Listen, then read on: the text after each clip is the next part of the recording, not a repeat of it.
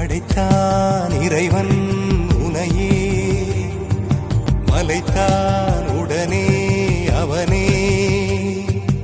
அழகை படைக்கும் திறமை முழுக்க உன்னுடன் சார்ந்தது, என் விழி சேர்ந்தது. விடிய விடிய மடியில் கிடக்கும் பொன்வினை உன்மேனி மீட்டட்டும் என் மேனி. இறைவினில் வந்து கலந்திடு, வீரல் பட மெல்ல காணிந்திடு.